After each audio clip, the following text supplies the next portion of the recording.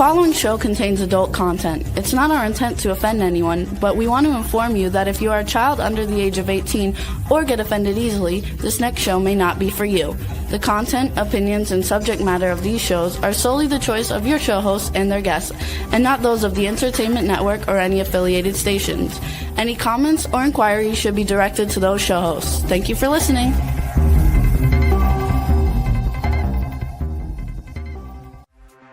Hey everyone, and welcome to 50 Shades of Bullshit. I'm your host, Christine Lalonde, and this is the podcast where we uncover the truth about online dating. Now let's begin. Hey everyone, this is Christine on 50 Shades of Bullshit. Thank you for coming back. We are here one more week. I love coming back each week and knowing that, I'm not going anywhere. This is going to be, a great show again. And I love all of our listeners and all the responses and texts and emails. It's wonderful. So thank you for joining us on the show. And today we have a really great guest. Again, as you can see, Jada is not back with us, but we have a really exciting show for you. Today, we are talking about cheating and the emotional impact of it. So cheating sometimes is often a symptom, not a decision. It can reflect unmet needs, personal insecurities, lack of communication, and emotional immaturity. So it's not always just sexual dissatisfaction. The betrayed partner isn't to blame. No matter the relationship dynamic, the choice to cheat is solely the responsibility of the person who did it. Infidelity is not just physical. Emotional cheating can be just as painful and often leaves a deeper wound due to the emotional intimacy involved. So today, I have brought on a very special guest to talk about this actual thing.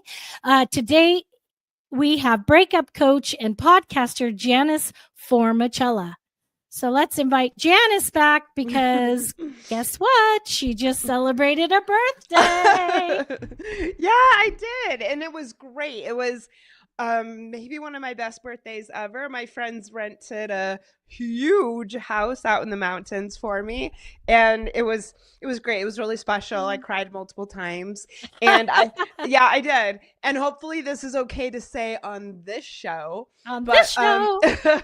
One of the things I wanted for my birthday was to have a birthday spanking. Yes, girl. Yeah. So everybody who wanted to, which was actually most of my friends, took turns spanking me.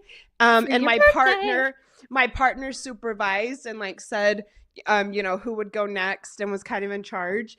And it definitely was a fantasy fulfilled. I didn't always know who was spanking me when. And yeah, it was hot. Highly recommended. Is wonderful. Did you have a paddle? Did you have something special? Yeah, no, we bought a paddle on our way up there.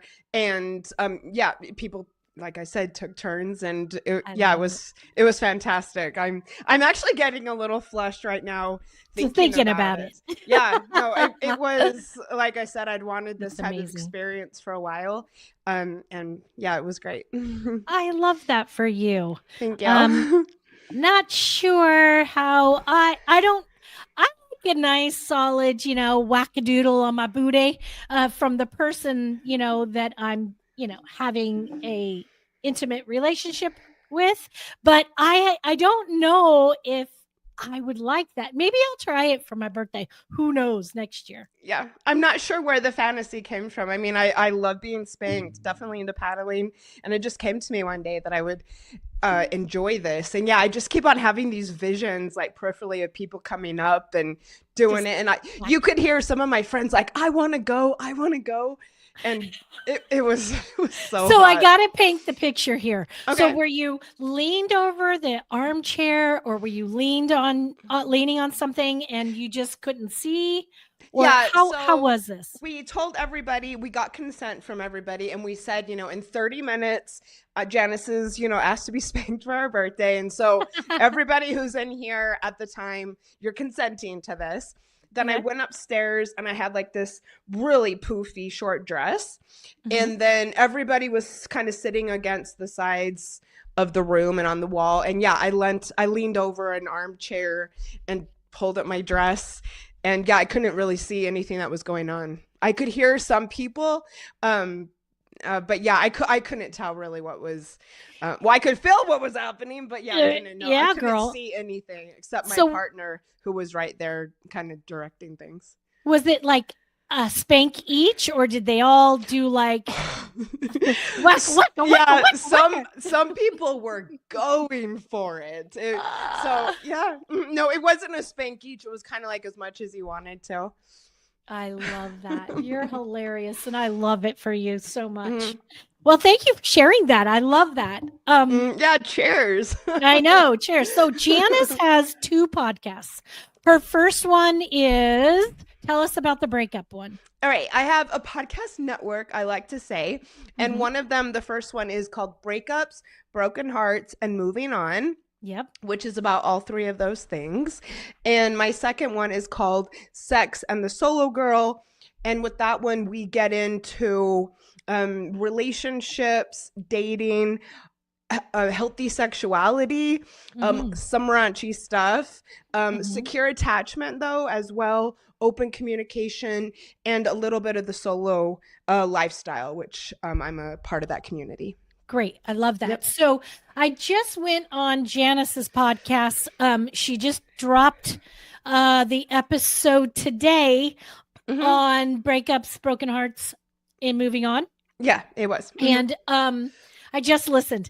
So I was just on that with her a couple weeks ago. It's also going to drop on Sex and the Solo Girl. Yes. It is also called Cheating. So we have done this episode it's going to be about the same, but a little different, I think. So we will, get into that. So Janice has some statistics that she brought to the show the last time that I did this with her. And I would love for you to share those statistics. And she asked me at the top of her last show when we were doing the cheating, what state I thought in the United States would be the number 1 state for cheaters. And my answer was probably a red state where the just say it yeah, where the men think they're superior than their women's. Not always, but folks, trust me, we all know that conservatives are a little different than like someone who's not as conservative, but maybe also a little more sexually repressed. Yes. So I guess Texas, and it turns out Yep, Texas, Alabama, and Nebraska. And yes, Christine guessed us. Yep, almost spot on. Yep. Yeah. I figured big country, big cities, cowboy era. Cowboy culture. But then, so we also have by the cities. Yes. And this actually comes from Ashley Madison. These are all like pretty good sources. So Christine, do you remember the 2 or 3 cities that had the highest levels of infidelity? Oh, no, I do not remember. I do not remember that part. Surprised me. Okay. Columbus, Ohio. I would have thought Salt Lake City. They're bored. There's nothing to do in Columbus, Ohio. Sorry, folks. But then Miami and Orlando in Florida. I can see that because it's very party town. It's a very party town. And a lot of people can go there for like spring break. And a lot of people go down there for bachelorette parties. So I can see how that could be a big city for that. I wonder how much of the infidelity does have to do with spring break. Yes. This is another one that we both really loved. The data reveals that 31% of affairs happen with coworkers. Yeah. Which this has to do with Christine's story, which we'll talk about. Yeah. My story is that, my ex-husband cheated with someone at work. And another coworker at work was a very good friend of his and mine. And we were doing a separate project together. And he kind of let me know that something was nefariously going on. And then I put 2 and 2 together, and that's, yeah. So I get it. Work can be a false sense of closeness because you're spending a lot of time during the day with a person, and maybe you think that they relate better to you than your person, or well, also just close quarters. Yeah. I think can lend to it. I think so. The position that somebody has in the company also has a lot to do with it. Yeah. 9% of non-management and low management employees report infidelity, a figure that more than doubles to 24% among middle management and then rises to 30% for upper management. Yeah. And I was saying with your podcast that it's for me, I think it's a sense of power. People maybe hold it over another person to get a raise or another position in the job, or, they're just more hold more also, power it might in be the company. sexier to have an affair with the CEO than someone entry level. I'm just saying. At the same time, men, blue collar men, carpenters, electricians, and plumbers are also more prone to infidelity. Yeah, because they're in other people's homes with wives who are bored and or neglected, who need affection and attention, and these hot guys come in and they're in their house and they know their husbands are away, and they're probably like, they might outwardly appear more masculine, and again, could be, women might find them more attractive, plus all the pornos. Let me think. with those things, those type of topics. Wow. Okay, this was one that we laughed at, and also that was highly interesting. Men, so the amount of cheating between men and women is a lot closer than people think. People are always saying, why do men cheat? Why do men cheat? It's so much. It's not quite half and half, but a lot closer than people say. However, men tend to cheat more as they grow older, with the trend peaking before they reach 80. Naturally. And then, but this is interesting. However, women's peak years for infidelity are generally between the ages of 50 and 69. I can tell you why. Okay, go ahead. Women are raising their children. They've been a spouse. They focus their lives on their kids. Their husbands may not be connected to them as much anymore. They feel lonely. Maybe by 50, most of us are empty nesters, and we're bored. Not me. I'm never going there. I'm not a cheater. I've never been tempted. But you're very sexually active at your age. I am. When I'm not with a partner, I date multiple people. Who cares? I'm out looking for my person, right? But now, if I'm in a relationship, I'm highly sexual with my partner. And you know what I mean? Are you more so at this age than you were at 30 or 40? 100 See? million. So that actually kind of lines up. Well, okay, so this is the thing. A lot of women, when they get older, they understand who they are. They've come into their sexuality. They're feeling their vibes. Great. Now, some women are going through perimenopause, then menopause, and they're with their spouse, they're with their partners, and they don't want to be touched. They're in pain. Their vagina walls are breaking down, and it's painful. It's dry, it's thin, it tears, it's painful. Oh my God. And unless they're getting treated properly with the right hormones or the right hormone treatment, they're going to have thinning vagina wall lining. They're going to have a lot of pain. They're not going to have any testosterone to give them that hype. Now, I'm past menopause, and my sex drive is it's big and bold and beautiful, but also Go you. I'm not, I'm physically healthy. My vagina is perfect.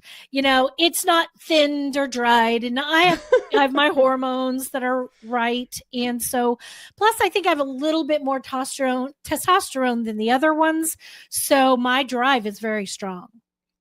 So yeah, I'm good, but it's the older I get, the stronger it feels. Oh, that's awesome. I don't know where I'm going to be by the time I turn 50 because I'm much younger and my sex drive too. I'm like, need it constantly. I'm lucky to have a virile partner, but that's great. Maybe I'll get into sex work when I'm older so that I can be satisfied. There you go.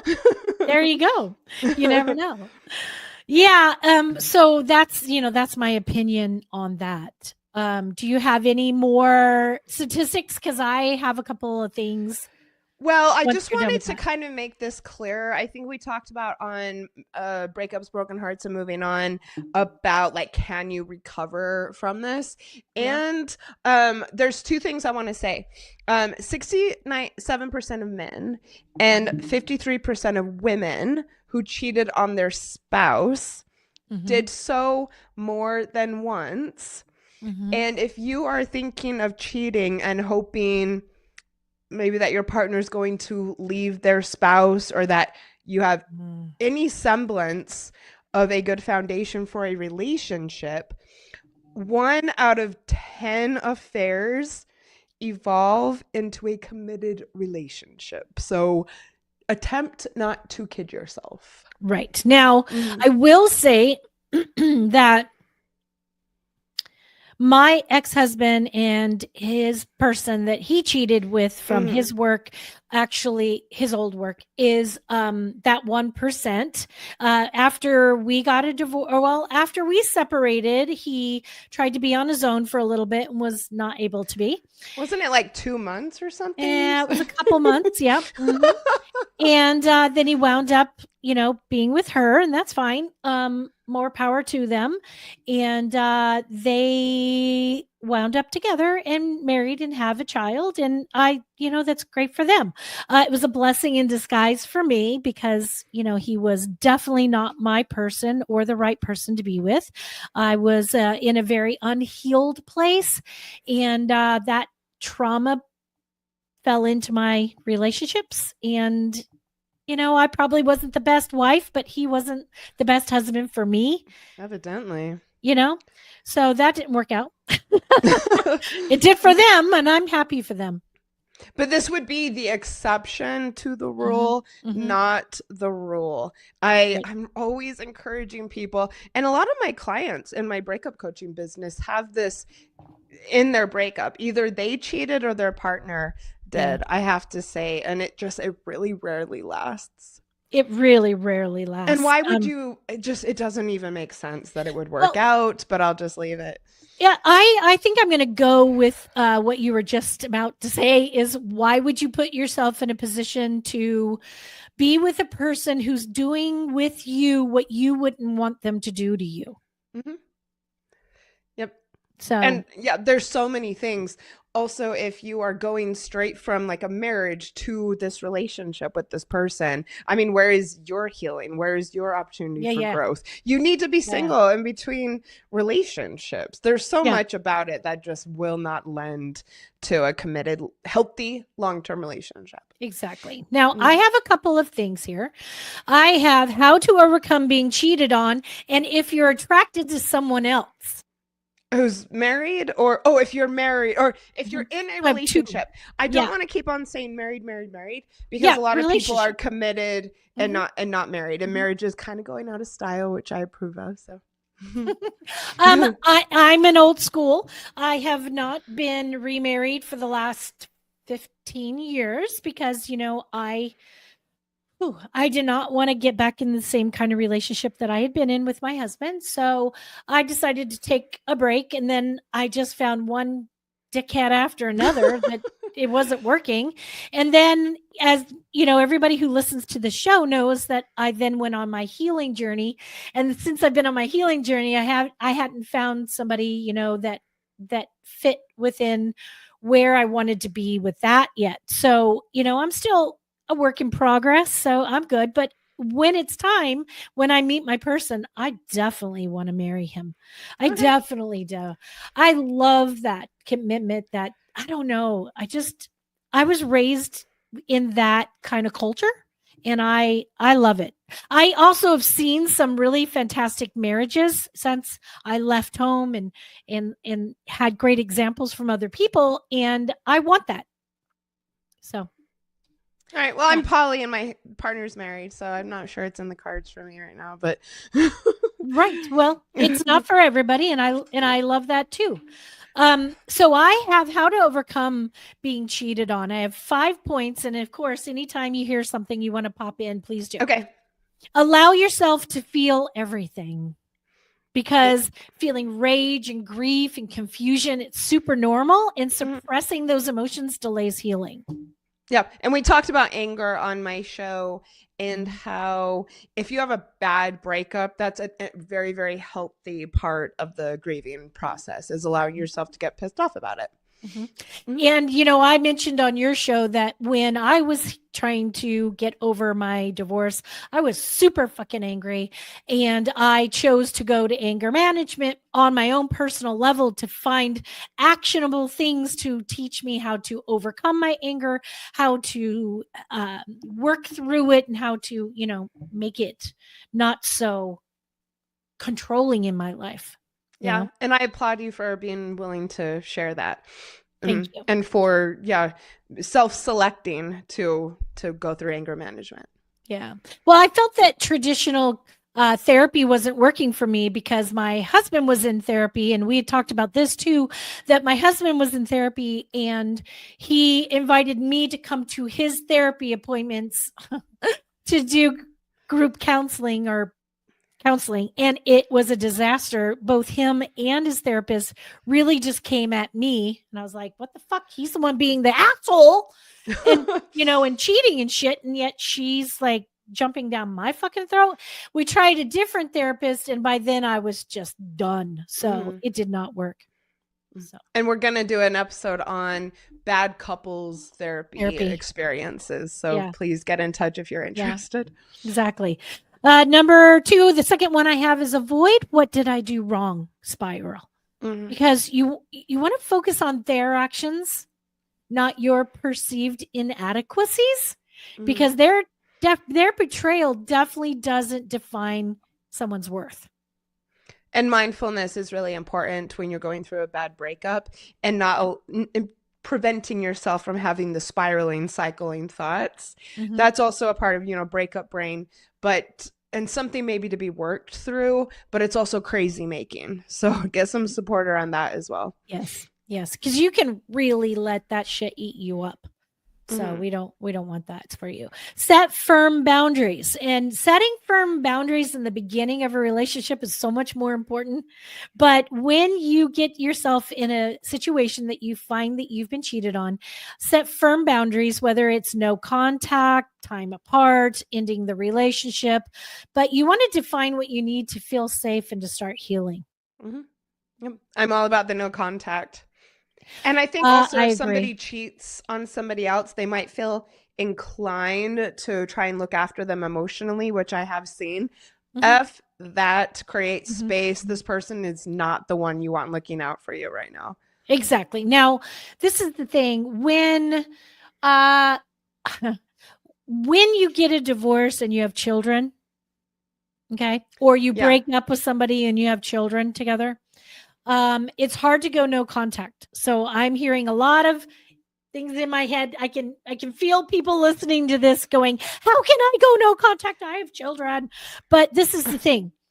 Stay in contact with them when it comes to your kids. I have actually just recently suggested to a friend of mine, I'm writing a book called, I don't remember what it's called right now because my brain is fried, but it's something to do with, surviving a narcissistic divorce.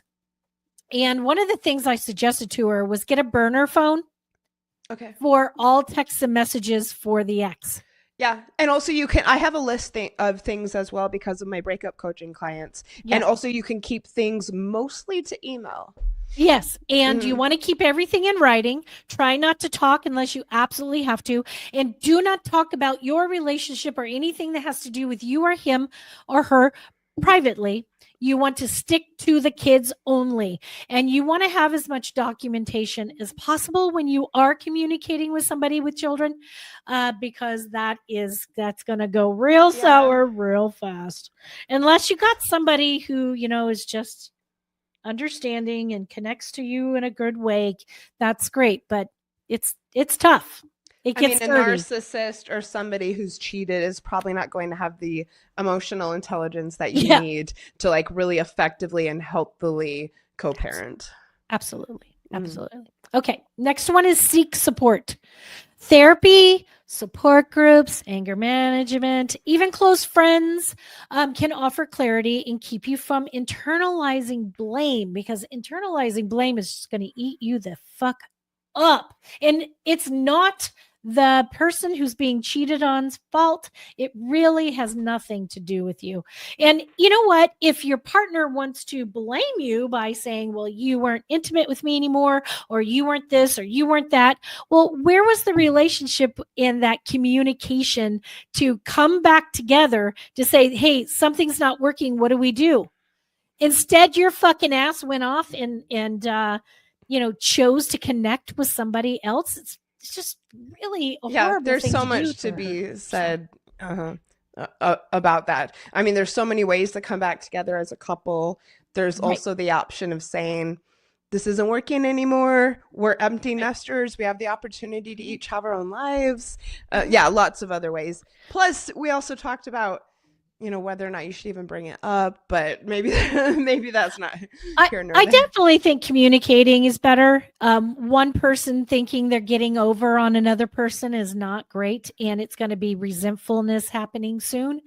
I don't blame somebody who wants to stay in the relationship after the cheating happens. If you and your partner can overcome that, then my God, I'll put more power to you. It's your life, your choices, your decisions. But, who's going to feel better though from putting it out in the open? The person who was cheated on, or the person who's trying to unburden themselves?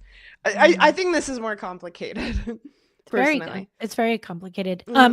In my story telling Janice, I told about how I confronted my husband. Oh yes, please tell these stories. So, I knew that he was cheating, and I promised the friend who told me that I wasn't going to tell who told, because, I don't want to shoot the messenger, and it's not his problem, it's ours. So when my husband got home, I just said, hey, I hired a private investigator, which I hadn't, but I said I did. I said he's going to know now because he stalks me on this show. Oh God. Hey, buddy. Hey, here we go. Lucky I'm not saying your name. He came to me. He was in the kitchen. I was in the kitchen, and I said, hey, I just wanted to let you know I hired a private investigator, and I have photos and documentation of you spending time with your coworker after work. And I have pictures of you guys kissing. And he flipped out and he started saying, oh my God, I'm so sorry. And, just apologizing for it. But it was in a matter of like maybe a day or so that he came back just saying, no, I did not cheat. I don't know what you're talking about. You're wasn't lying. Me. It wasn't me. Yeah, that song. It wasn't me. Yeah. But yeah, Christine.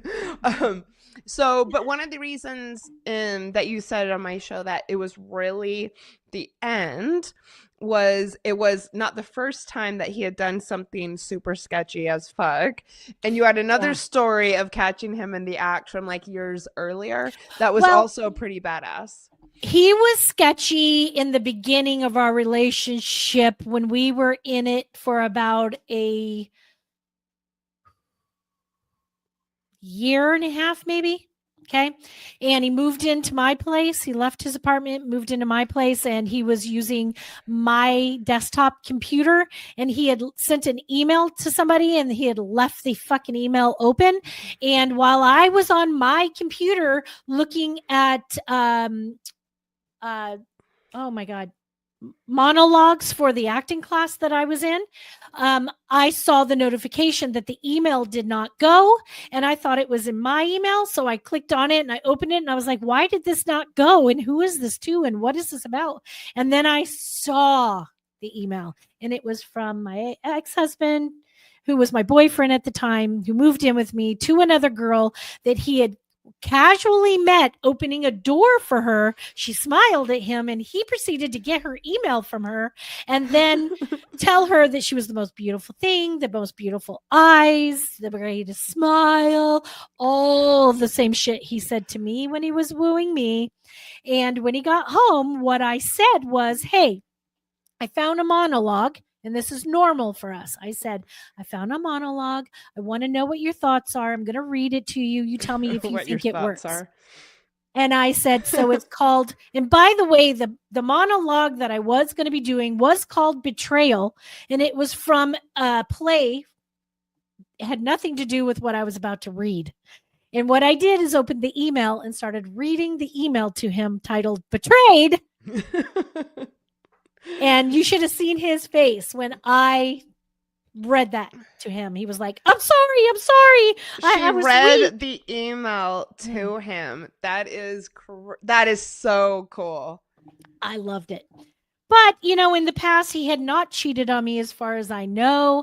I just know that later when when I did find out about the infidelity, he did say to me, at one point that when he was younger in his, late teens and 20s, he had dated one girl, and I'll use that name because it's funny. Her name was Amy. He met another girl named Amy that he cheated on the first girl with. He broke up with the first girl, Amy, went to the second girl, Amy, then cheated on the second girl, Amy, with the first girl, Amy, the second girl, Amy, to go back to the first girl, Amy. Yeah. And I didn't know this until we were married and in a relationship and blah, blah, blah. And he swore, he would never cheat on me. He's not a cheater. But unfortunately, a lot of cheaters will continue to cheat. Well, 67% of men will cheat on their spouse more than once. Well, I hope I find the 33% man that doesn't. It's 60% of men who cheat will do it I'm again. hoping to find not 40% men who don't cheat. Let's hope. My last one for overcoming being cheated on is choose your next chapter. Reconciliation is possible, but only with honesty, transparency, and accountability. Otherwise, walking away is self-protection and not failure. Now, I went a little bit deeper and I wanted to say, a lot of what we talked about before, Janice, with cheating is that, I mentioned that if you are in the spot to consider cheating, that, to talk to your spouse or your partner and say, look, things aren't working for me. I want to move on. Okay. Yeah. Personally, I think the breakup is better for your actions than anything, but I did some research and I came up with some things that I thought maybe instead of talking about that, if we find ourselves attracted to somebody else when you're in a relationship, here are some simple steps to help you in that time. Okay. You are with someone, you're attracted to someone outside the relationship. Yes. Okay, just to be clear. Okay. Cool. Mm-hmm. Number one is don't panic. Attraction is, don't panic. If you're just a normal person and you find yourself attracted to somebody, like say at work or a friend or like this stupid girl that you opened the fucking door for, don't panic. Attraction is human. It doesn't mean that you are like at a cheater. Okay. Long-term relationships don't kill attraction to other people. It's how we respond that matters. It's how we take our next step.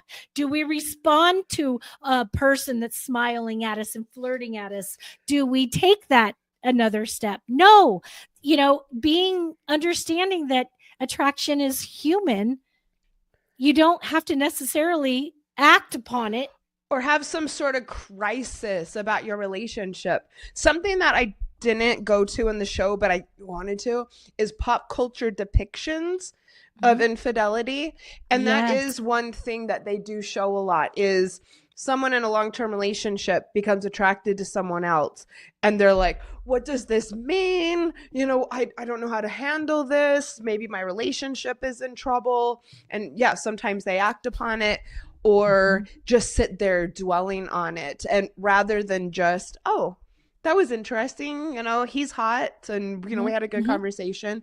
That's one thing that they show. And so I think some of the depictions do lead people to think of it in a certain way. Yeah. So if you find yourself in a position where you are attracted to somebody, or you're thinking about somebody a lot, or you're in that kind of situation, pause and reflect. This is really important. Pause and reflect. What you want to do is ask yourself, what am I seeking? Is it attention? Is it excitement? Is it escape? And often the attraction is more about you than the other person you're interested, or the person that you're cheating on or contemplating cheating on. Or maybe you just think they're hot. I don't know.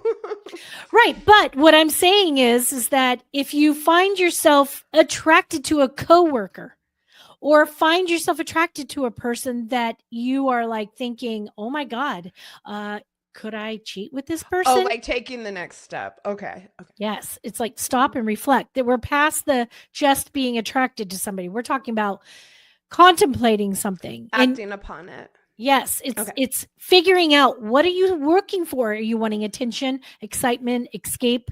And you need to turn and talk to your fucking partner. I'm not sure I would say I'm attracted to someone else. No, but maybe I would talk to them about what the fuck is going on in your head. Don't say I'm attracted to other people. Say, I'm finding myself feeling a lack of excitement, or I'm lonely. I'm lonely. I feel like I'm laying beside you in bed and we don't cuddle. We don't love. We don't kiss. We don't do this. Fucking talk. They actually, I do a lot of research on the topic of loneliness and overcoming it. And the rates of people reporting being lonely are just as high inside of marriages as outside. Outside. Exactly. Because you're not goddamn communicating with your partner. It's 100% communication. If you're not communicating, things are going to break down.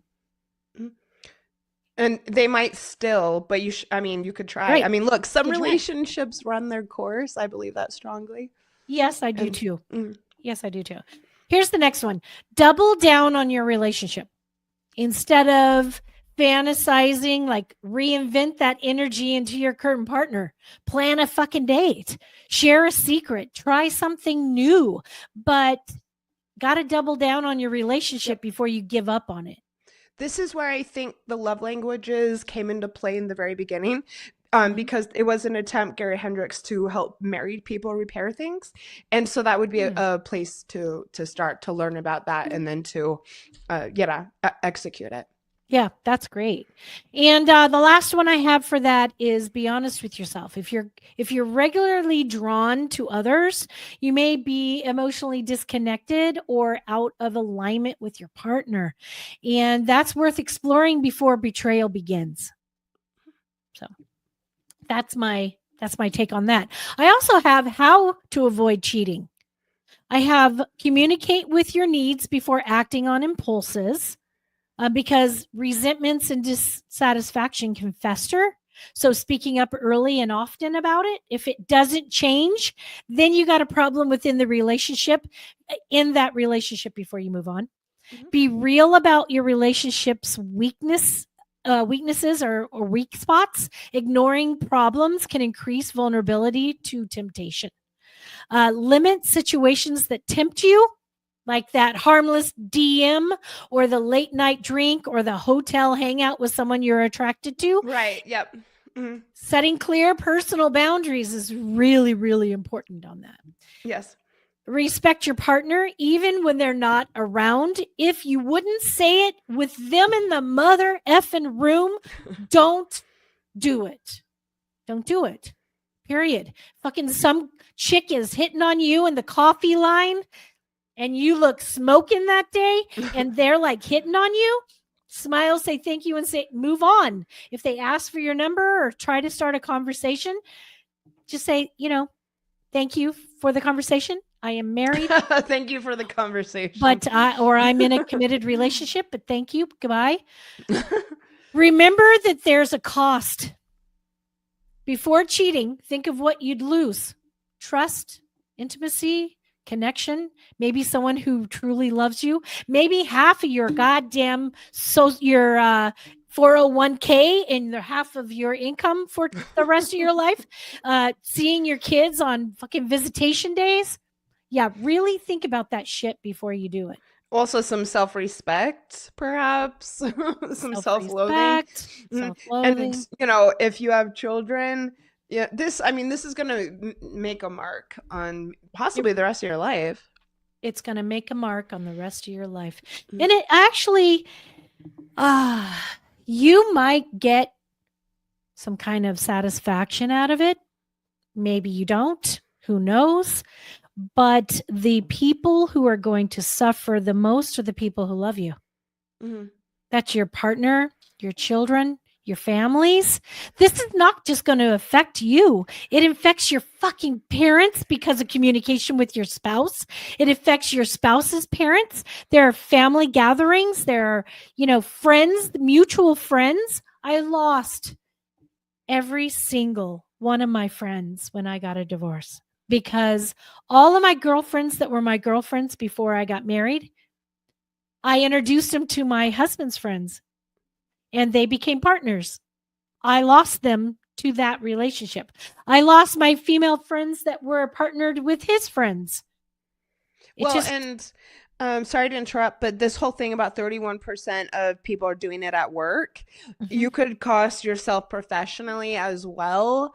I mentioned a friend of mine who had become involved with someone at work, and she ultimately had to switch jobs because he was her superior, and they decided to stay together, and that wasn't allowed. I mean, she's happier now and she got away from him. It didn't work out, but that's a very real risk as well. Maybe Absolutely. Not if you're a carpenter, plumber, or otherwise, but if you're in upper management, well, it costs you clients.